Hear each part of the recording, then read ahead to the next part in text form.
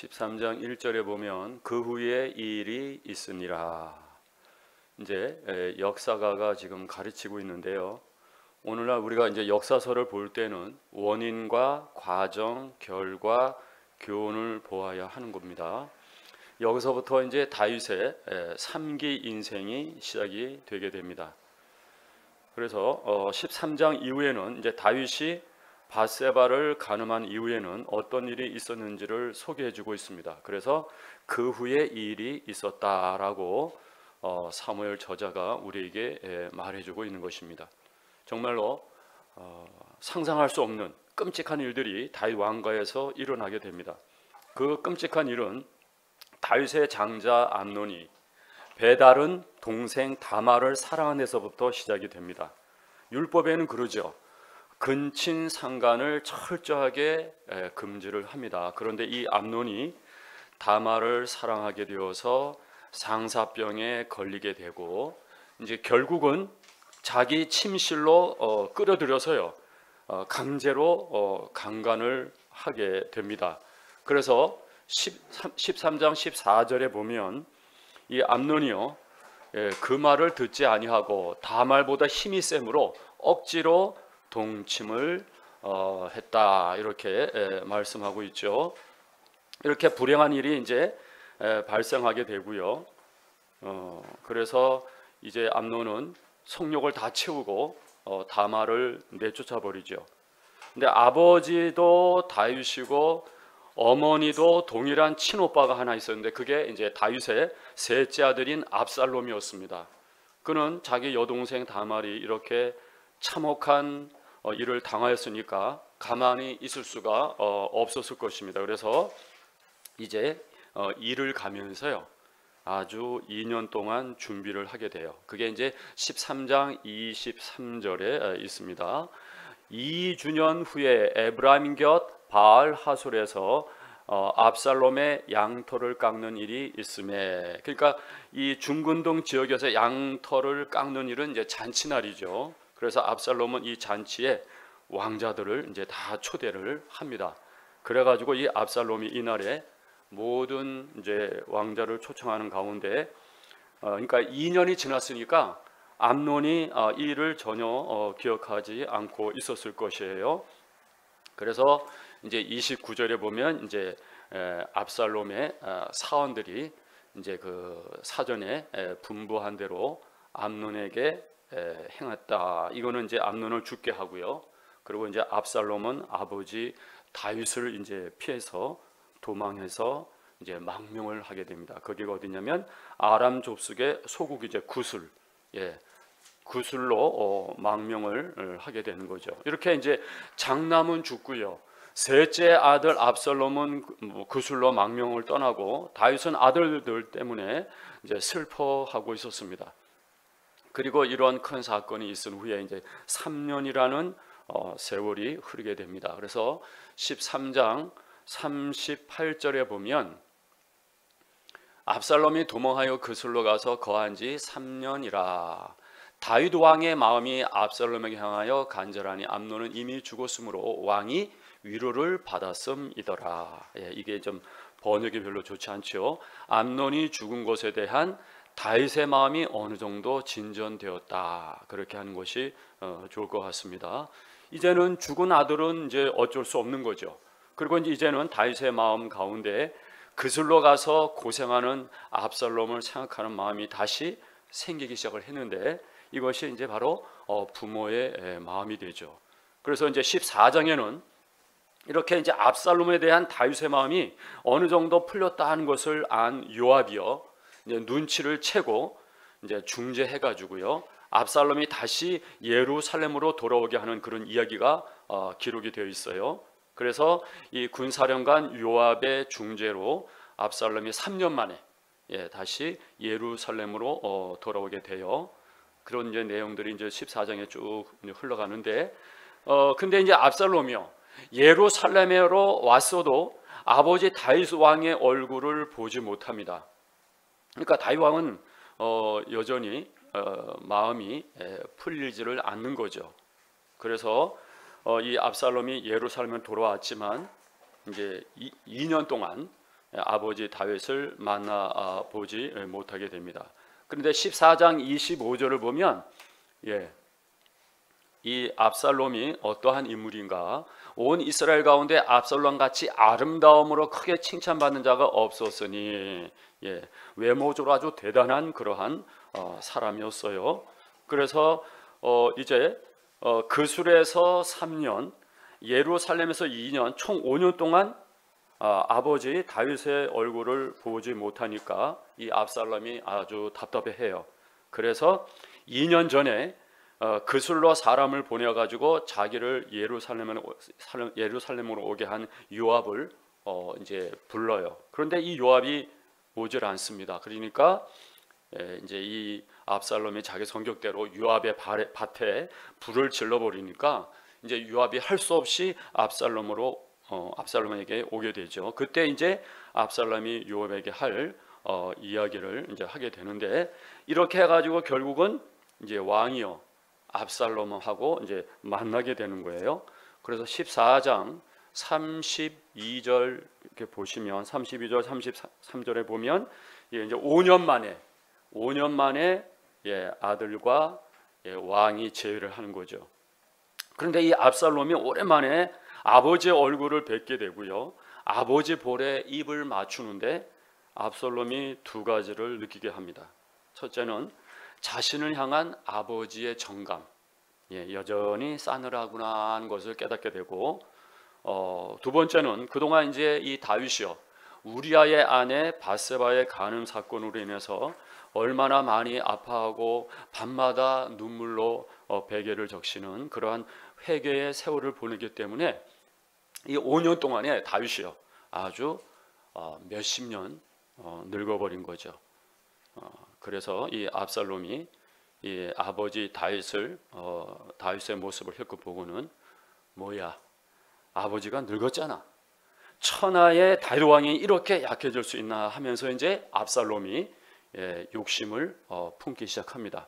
그래서 이때 이제 반역을 이제 하게 되는데, 그게 바로 15장에서 압살롬이 이제 구체적인 반역을 준비를 하는 거죠. 그래서 15장 1절에 보면 이후에 압살롬이 자기를 위하여 병거와 말들을 준비하고 전배 50명을 세우니라. 그러니까 이제 세를 모으고요 확장하기 시작해요.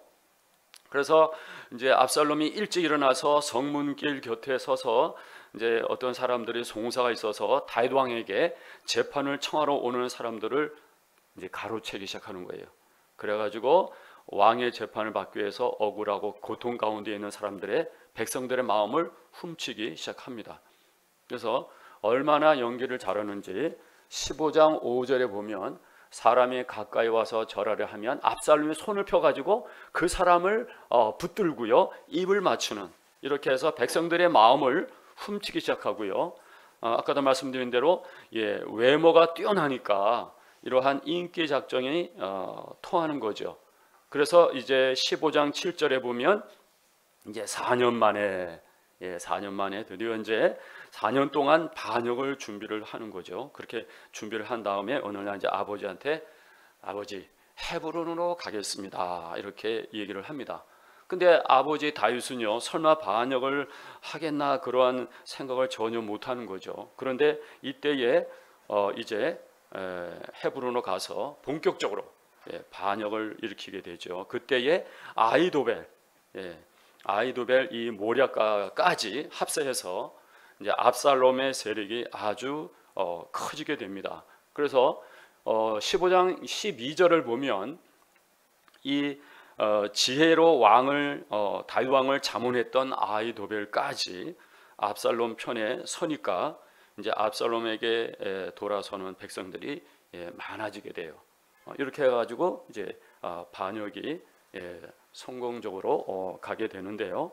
그래서 이러한 내용들을 우리가 보면 이제 시편에서 그러한 내용들이 우리가 좀 읽을 수 있는데, 시편 55편 같은 그런 경우는 자기의 친구가 자기를 배신했기 때문에 하나님 앞에 그렇게 기도하는 그러한 모습을 여기서 우리가 보게 되죠. 그래서 다시 이제 또 보면 이제 결국은 압살롬의 반역이 성공하게 되고 다윗은 아들의 칼날을 이제 피해 가지고요, 예루살렘을 포기하고 도망제 신세가 되어집니다.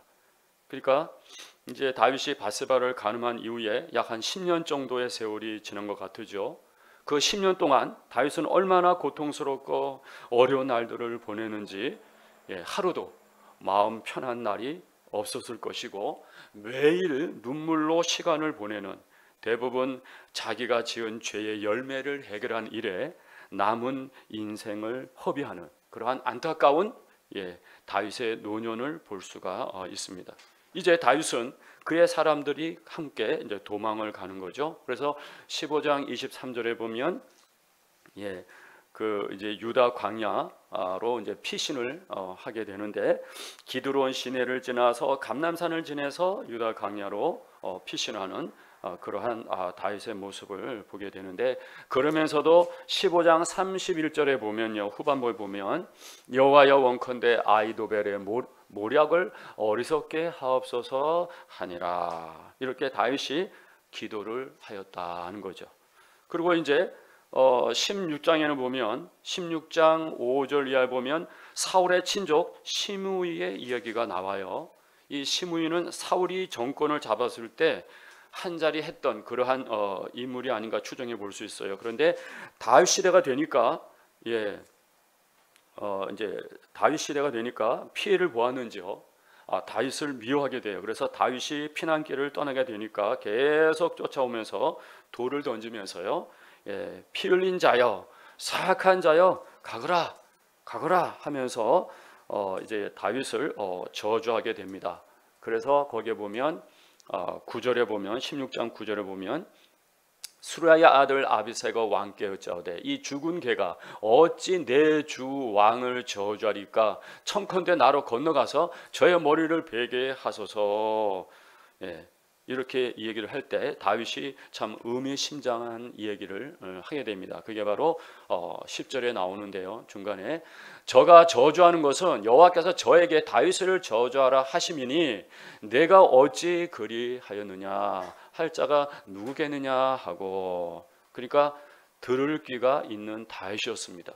악한 시므이의 입에서 나오는 말도요, 하나님의 책망으로, 하나님의 말씀으로 듣는 그러한 다윗의 모습을 볼 수가 있습니다.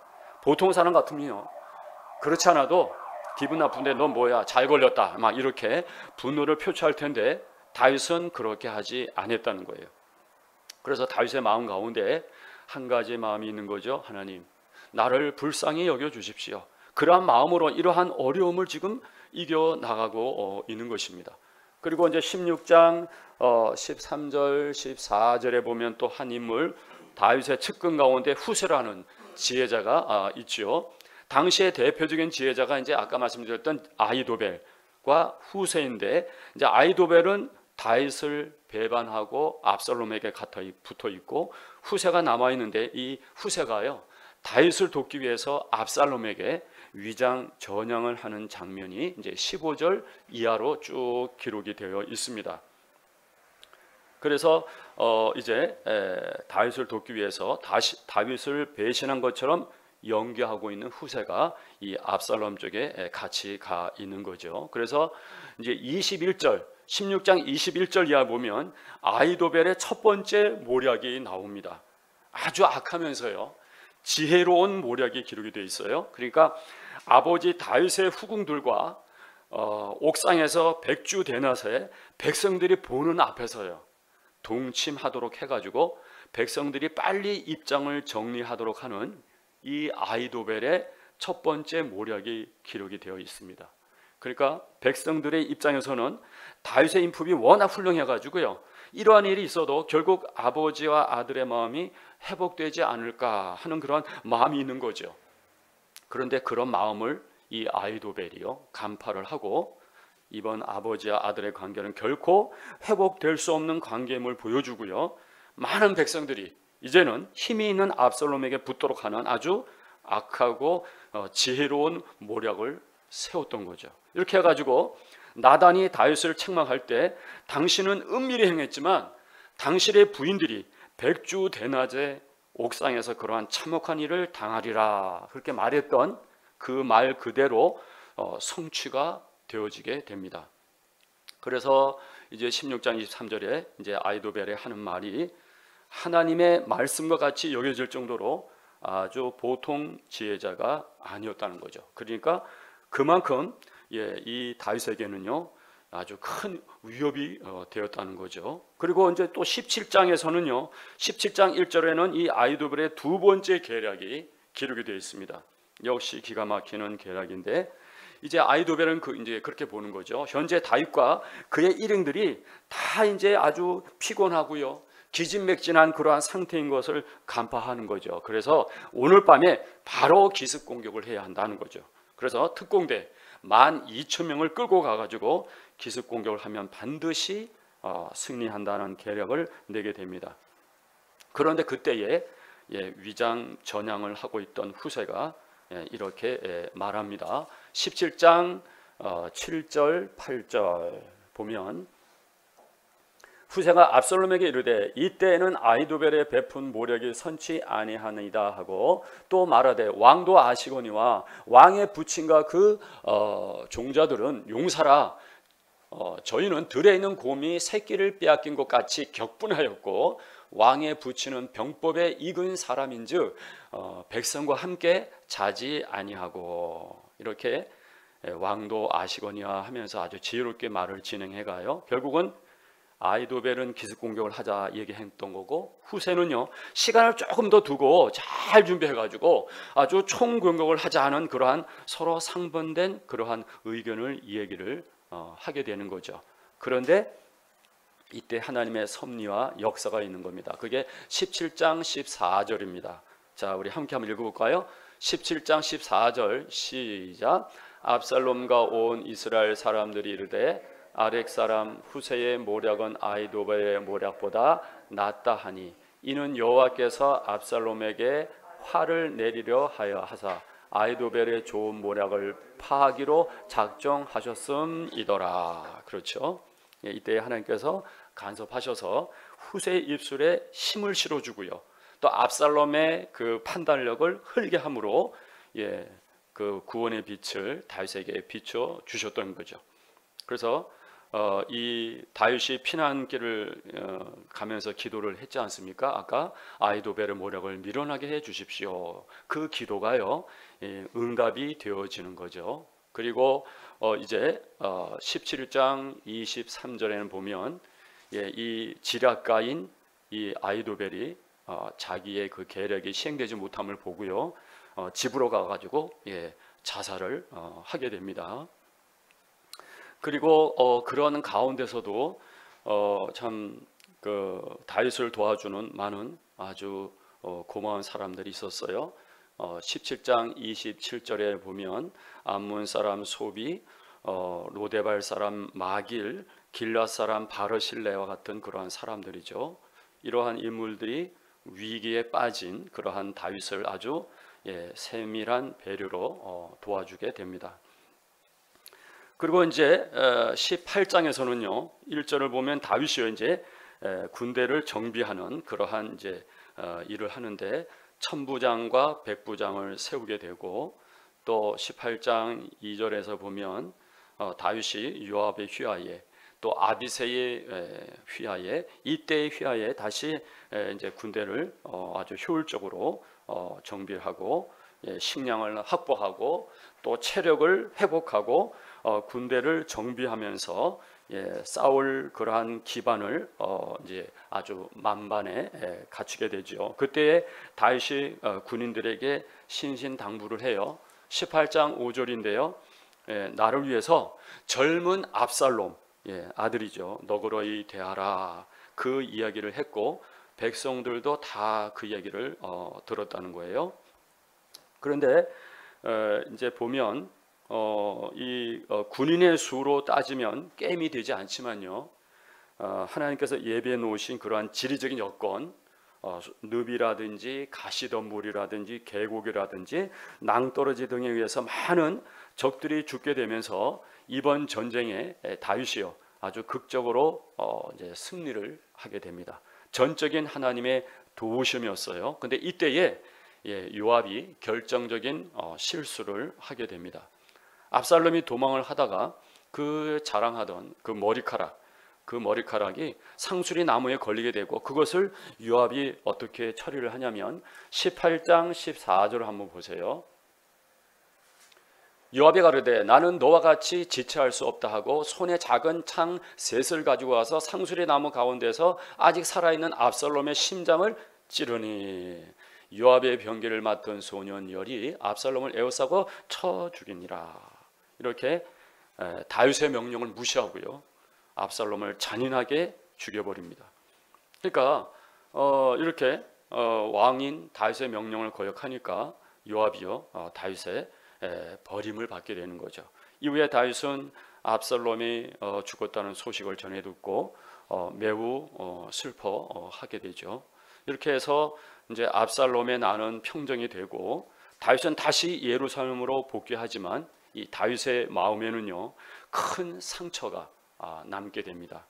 그리고 이 모든 일이 진행이 될 때 다윗은요 누구도 원망하지 못해요. 그 모든 사건이 자신이 밧세바의 간음한 이후에 일어나는 일들이기 때문에 그런 거죠. 그러니까 모든 하나님의 매를 달게 맞고 또 징계를 달게 받는 그러한 다윗의 겸손한 그러한 모습을 우리가 볼 수가 있는 거죠. 그리고 이제 20장으로 가면 세바의 반역이 기록이 되어 있어요. 그러니까 이 세바의 반역 또한 한 용기 있는 여인의 행동으로 인해서 세바를 처단하고 잘 마무리되게 됩니다. 그런데 이 세바의 반역을 진압하는 과정에서 또 요압이 또 실수를 해요. 아마사를 죽이게 됩니다. 이 아마샤는 누구냐면 요압의 이종 사촌 형이고, 아마도 요압이 압살롬을 죽인 일 때문에 군사령관에서 경질을 당하고 그가 군사령관이 된 상태인데 요압이 그를 어떻게 대하냐면요 20장에 9절 10절에 보면 그 얘기죠. 너가 왜 군사령관 해먹냐 하면서 배를 찔러버려요. 그래서 이렇게 요압이요 아주 이런 못된 짓을 하게 되는 거죠. 그리고 이제 21장에서는 보면 이러한 이제 사건들이 정리돼 갈 즈음에 이제 이스라엘에 3년 동안 흉년이 들고요, 기도를 해도 기도의 응답이 되지 않는 일이 발생이 돼요. 그래서 하나님께서 이제 다윗이 하나님께 여쭤보니까 과거에 사울이 기브온 사람을 억울하게 죽인 적이 있었는데 그 일로 기브온 사람들의 억울함이 하늘에 사무쳐서 비가 오지 않고 기도 응답이 되지 않는다는 그러한 응답을 받게 돼요. 그래서 다윗이 기브온 사람들의 억울함을 풀어주는 얘기가 바로 이 21장에 기록이 되어 있는 거죠. 그래서 우리가 하나님과 교통하고 하나님과 친밀하기 위해서는 사람의 마음을 아프게 하면 안 된다. 이러한 교훈을 또 우리가 받게 되고요. 그리고 이제 22장을 가보시면 22장, 23장에는요 다윗의 아름다운 찬양시가 나옵니다. 마음이 청결하고 깨끗해야 나올 수 있는 그런 아름다운 고백이 기록이 되어 있습니다. 그런데 다윗의 입술에는 이러한 고백들이 끊임없이 흘러나와요. 그래서 다윗이 자기의 인생 가운데 어려운 일이 많이 있었지만 그래도 자기의 신앙을 포기하지 않고 하나님과의 관계를 원만하게 유지할 수 있었던 비결은 바로 하나님을 향한 기도와 찬양이 그에게 있었기 때문이다 하는 거죠.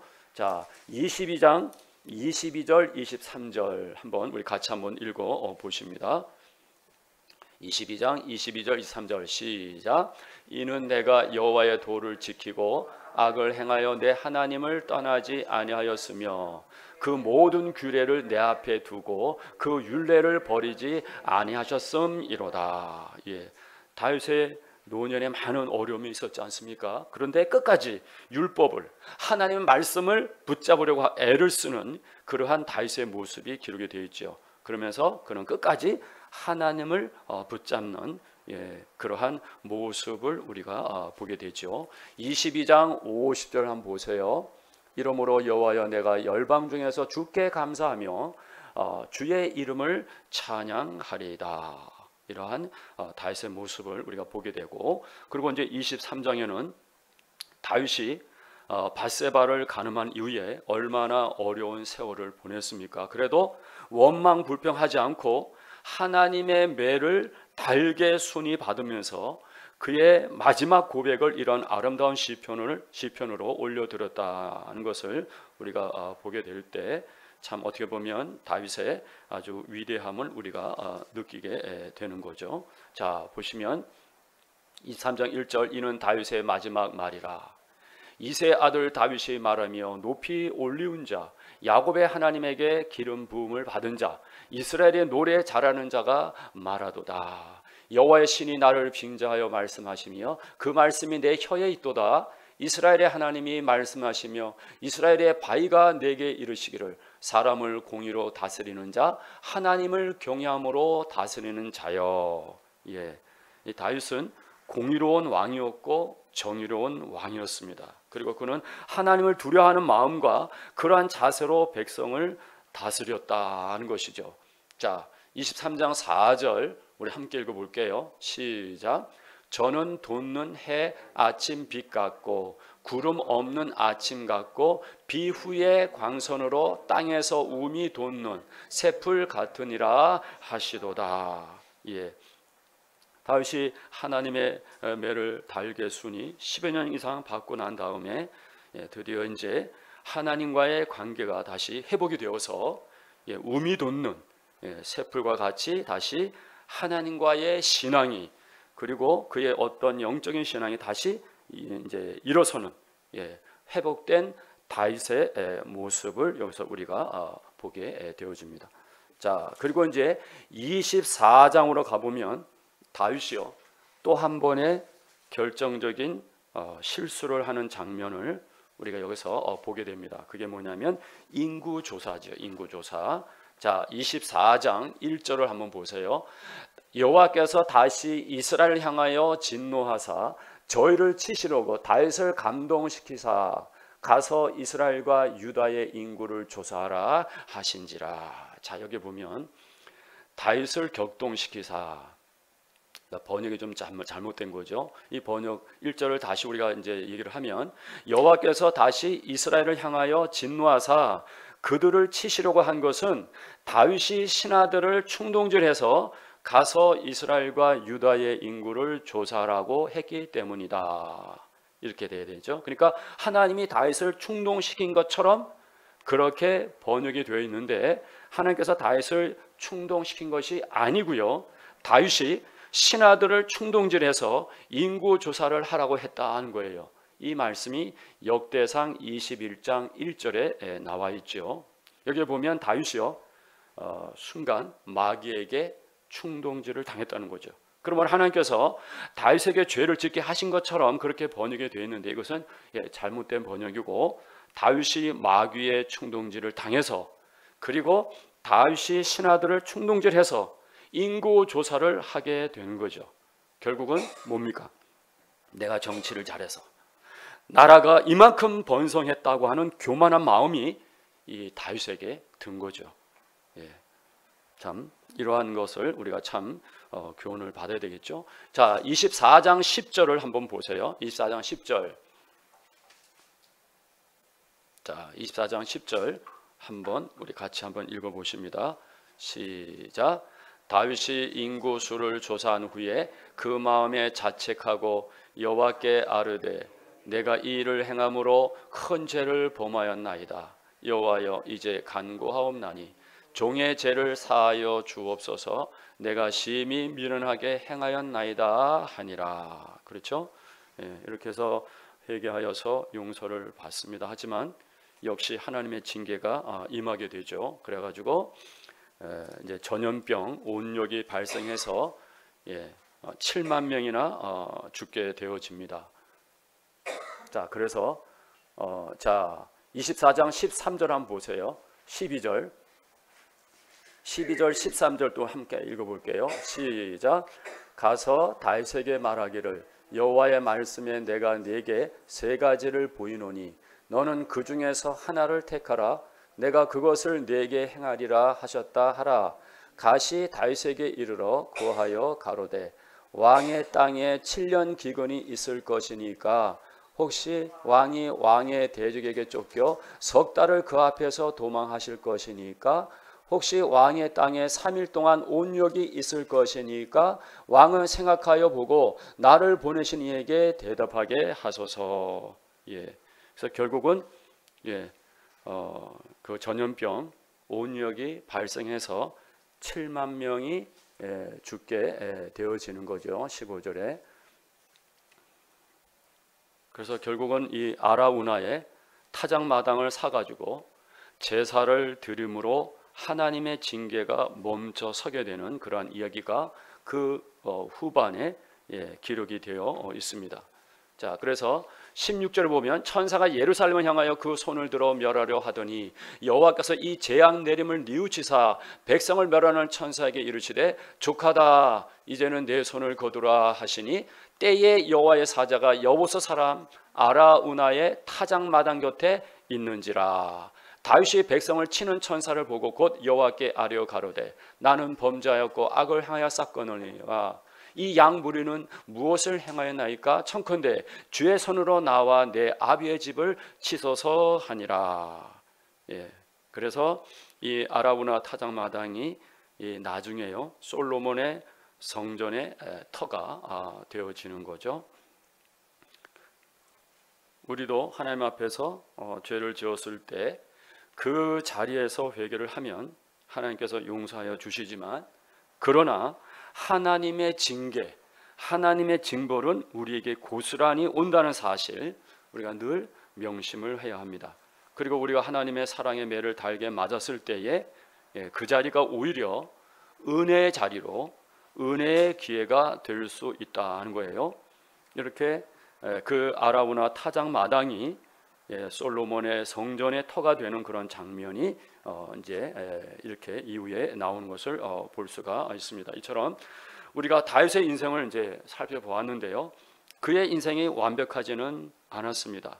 심각한 넘어짐도 있었습니다. 그러나 그의 인생이 위대한 것은 다시 일어서는 재기의 인생이었기 때문에 우리에게 큰 감동과 교훈을 준다는 거죠. 우리에게도 이 다윗과 같이 우미 돋는 그러한 샘플 같은 아름다운 일어섬이 있어야 할 것입니다. 이렇게 우리는 지금 이제 사무엘서를 통해서 엘리 사사의 전기, 또 사무엘 사사의 전기, 사울 왕의 전기, 그리고 다윗 왕의 전기, 이렇게 네 인물의 전기를 살펴보았습니다. 그래서 다음 주부터는 이제 열왕기 상의 말